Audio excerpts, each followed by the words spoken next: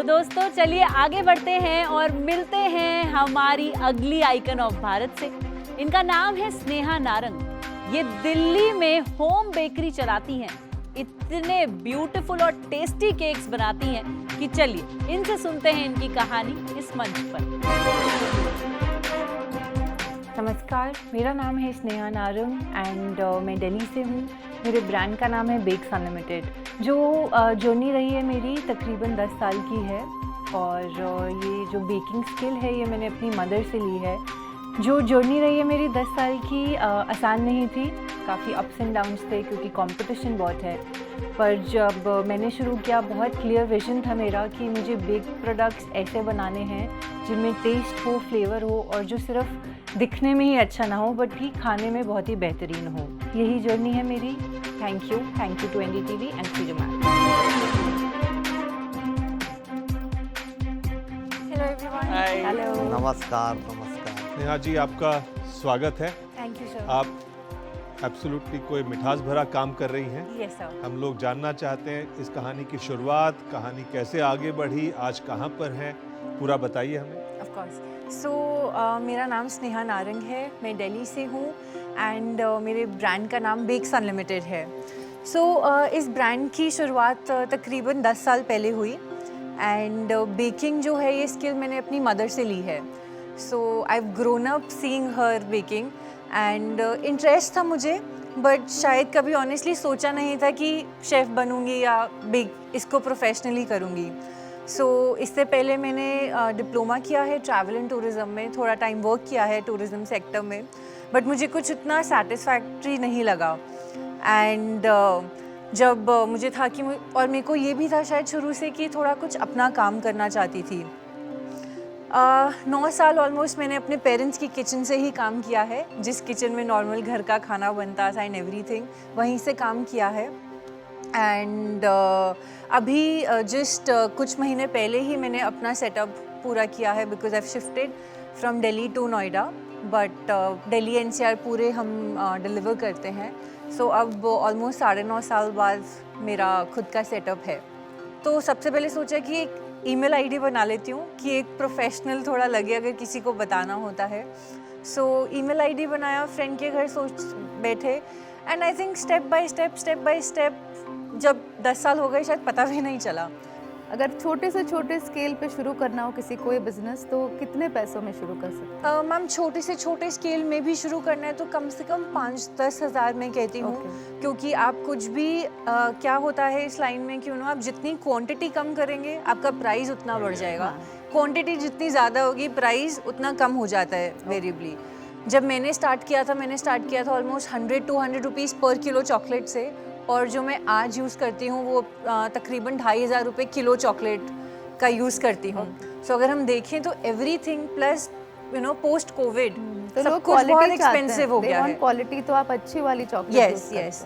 और शुरू से ही जो एक परसेप्शन था, मतलब जिस पर्सपेक्टिव से मैंने स्टार्ट किया था वो ये था कि अगर हम केक खा रहे हैं तो उसमें फ्लेवर होना चाहिए, एक सोल जिसको हम कहते हैं खाने का वो होना चाहिए, टेस्ट होना चाहिए। मुझे सिर्फ पैसे कमाने के लिए या एक शौकीना ऐसे शुरू नहीं किया था। बहुत क्लियर थी कि मदर को कैसे देखा है, जब गेस्ट आते थे घर में तो इतनी तारीफ करते थे, तब मम्मी कोई कमी नहीं छोड़ती थी। अच्छा, ये बताइए कि आपका फ्यूचर प्लान क्या है अगला 4, 5, 7 सालों में?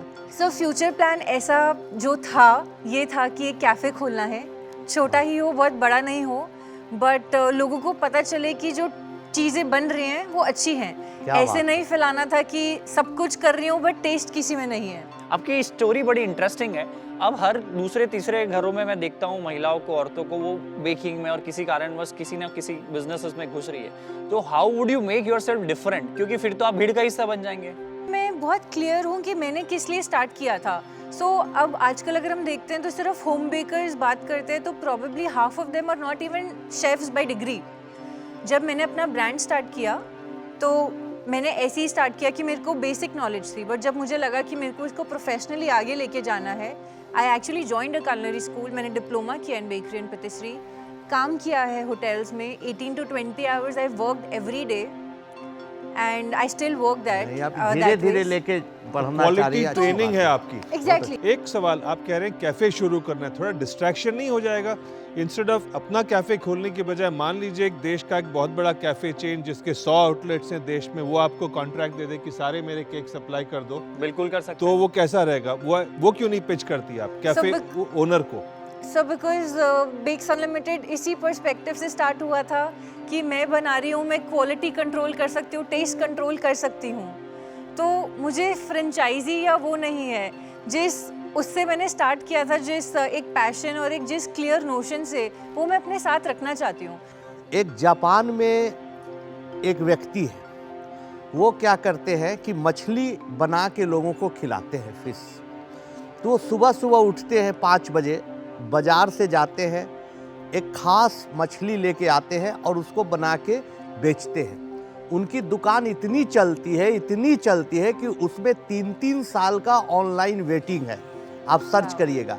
और उसमें जब भी अमेरिका से राष्ट्रपति जाते हैं, ओबामा या कोई, तो उस दुकान में ज़रूर खाना खाते हैं, क्योंकि वो चाहते हैं छोटी ही दुकान हो लेकिन पूरा इसका क्वालिटी कंट्रोल हो, दुनिया में नाम हो। मेरी बहुत अच्छी शुभकामनाएं सीख है, बहुत हैं बढ़िया। कि आपकी भी दुकान वैसे ही हो, एक ही हो, लेकिन बड़े बड़े लोग आके केक खाएं। Thank you sir, thank you. बहुत बहुत शुभकामनाएं आपको आपके फ्यूचर के लिए, आप बहुत अच्छा काम कर रही है और प्लीज लगे रहिए। बहुत बहुत Thank you. शुभकामनाएं। Thank you for coming. Thank you so much. Thank you.